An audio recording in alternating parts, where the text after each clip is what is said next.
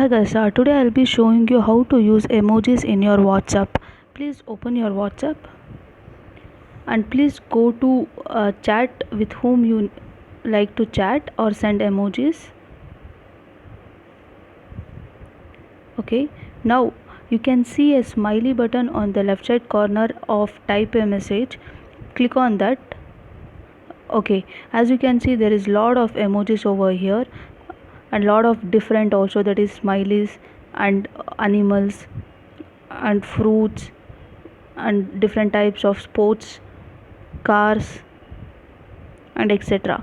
Please choose which emoji you need to send it to that person. You can choose how much ever emojis you need. Okay, and please click on send. Okay, this is how to send emojis from WhatsApp to your friend or to whomever you need to send.